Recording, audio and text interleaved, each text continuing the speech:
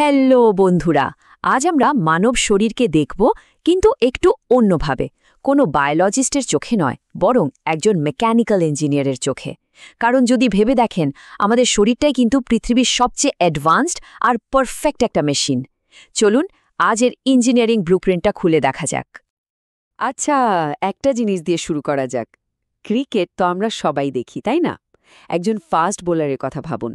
মাত্র কয়েক কদম দৌড়ে এসে কিভাবে একজন বোলার প্রায় ১৫০ কিলোমিটার প্রতি ঘন্টা স্পিডে বল করতে পারে? এই অবিশ্বাস্য পাওয়ার আর গতিটা আসে কোথা থেকে? এর উত্তরটা কিন্তু কোনো ম্যাজিক নয়, এটা হলো পিওর ইঞ্জিনিয়ারিং, যা আমাদের শরীরের মধ্যেই লুকিয়ে আছে। তো ওই ফাস্ট বোলারের অবিশ্বাস্য গতির আসল রহস্যটা লুকিয়ে আছে তার শরীরের ভেতরে থাকা কিছু স্মার্ট মেটেরিয়ালসের মধ্যে, মানে আমাদের হাড়, টেন্ডেন, লিগামেন্ট, এইসব।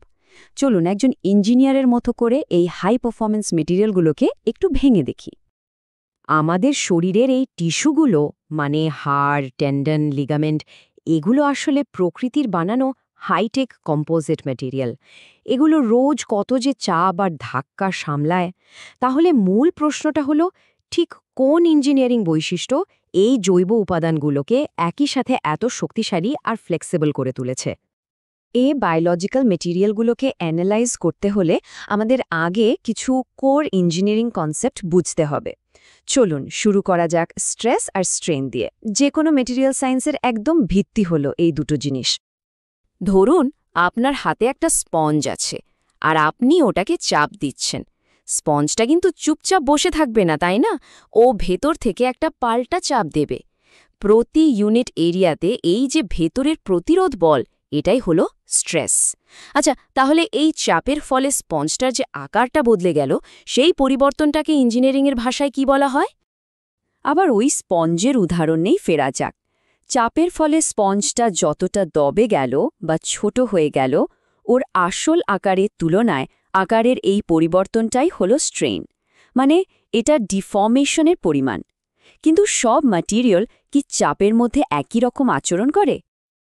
দেখুন, একদিকে আছে রাবার ব্যান্ডের মতো ইলাস্টিক ম্যাটেরিয়াল, টানুন, ছেড়ে দিন, সঙ্গে সঙ্গে আগের শেপে ফিরে আসবে।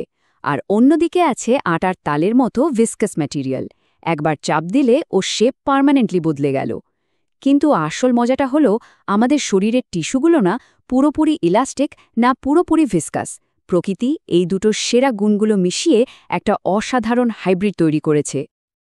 আর এখানেই এন্ট্রি হয় হিরোর ভিসকোইলাস্টিসিটি। এটাই হলো সেই সিক্রেট সস যা আমাদের টিস্যুকে এত স্পেশাল বানায়। এটা একটা হাইব্রিড প্রপার্টি, যা টিস্যুকে একই সাথে ফ্লেক্সিবিলিটি আর শক অ্যাবসর্ব করার ক্ষমতা দেয়। এর একটা দারুণ বৈশিষ্ট্য হলো, এর উপর যত দ্রুত ফোর্স বা বল প্রয়োগ করা হয়, এটা তত বেশি শক্ত বা স্টিফ হয়ে যায়। অনেকটা মেমোরি ফোম বালিশের মতো, যা চাপ দিলে ধীরে ধীরে আকার বদলায়, আবার ধীরে ধীরে আগের অবস্থায় ফেরে।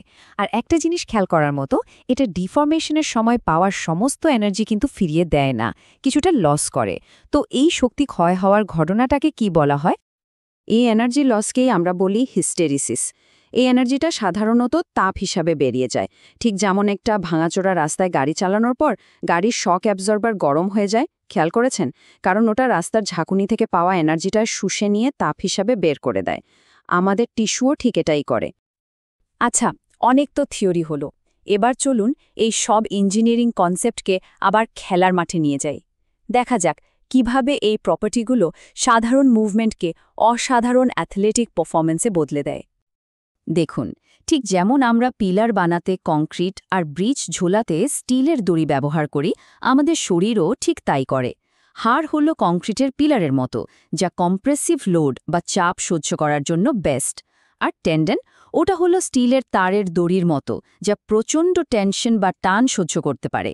এই টেন্ডনের শক্তি আসে এর ভেতরের কোলাজেন ফাইবারের স্তর থেকে, ঠিক যেমন একটা মোটা রডের চেয়ে অনেকগুলো সরু তারে পাকানো দড়ি বেশি মজবুত হয়। তাহলে শরীর এই বৈশিষ্ট্যগুলো ব্যবহার করে বিস্ফোরক শক্তি কিভাবে তৈরি করে? এর উত্তরটাই হলো স্ট্রেচ শর্টেনিং সাইকেল বা এসএসসি। এটাই হলো শরীরের নিজস্ব পাওয়ার আপ মুভ। ভাবুন ওই বোলারের কথা, বল করার ঠিক আগে হাতটাকে পেছনে নিয়ে যায়, তাই না? ওটা আসলে মাসেলটাকে স্ট্রেচ করে এনার্জি স্টোর করছে, ঠিক একটা রাবার ব্যান্ডের মতো। তারপর একটা ছোট্ট পজ আর বুম, ওই স্টোর করা এনার্জি আর মাসেলের নিজস্ব শক্তি একসাথে রিলিজ হয়। সোজা কথায় এই এসএসসি আমাদের মাসেলগুলোকে একটা সাধারণ মোটরের বদলে একটা পাওয়ারফুল স্প্রিংয়ে কনভার্ট করে দেয়। পেশিগুলো শুধু নিজের শক্তি তৈরি করে না, বরং আগে এনার্জি স্টোর করে, তারপর স্প্রিংয়ের মতো সেই শক্তি ছেড়ে দিয়ে অনেক বেশি পাওয়ার তৈরি করে। কিন্তু এই জ্ঞানটা কি শুধু খেলার মাঠে কাজে লাগে? এবার চলুন একটু ভবিষ্যতের দিকে তাকাই। একজন ইঞ্জিনিয়ার হিসাবে এই বায়োমেকানিক্স বোঝাটা কেন এত গুরুত্বপূর্ণ? কারণ প্রকৃতির এই ডিজাইন থেকে ইন্সপিরেশন নিয়ে আমরা ভবিষ্যতে টেকনোলজি তৈরি করতে পারি। ভেবে দেখুন, মানুষের মতো দেখতে আর কাজ করতে পারে এমন প্রস্থেটিক্স ডিজাইন করা, বা অ্যাথলিটদের পারফরমেন্স বাড়ানোর জন্য এক্সোস্কেলেটন বানানো, এমনকি এমন স্পোর্টস গিয়ার তৈরি করা যা চোট লাগতেই দেবে না। এই সব কিছুর মূলে কিন্তু রয়েছে এই বায়োমেকানিক্সের জ্ঞান। দেখুন, শেষ কথা এটাই, বায়োমেকানিক্স শুধু একটা সাবজেক্ট না, এটা একটা মাইন্ডসেট। এটা হলো প্রকৃতিকে একজন ইঞ্জিনিয়ারের চোখে দেখা। প্রকৃতির লক্ষ লক্ষ বছর ধরে রিসার্চ করে যেই ডিজাইনগুলো পারফেক্ট করেছে, সেই ব্লুপ্রিন্ট আমাদের সামনে খোলা আছে।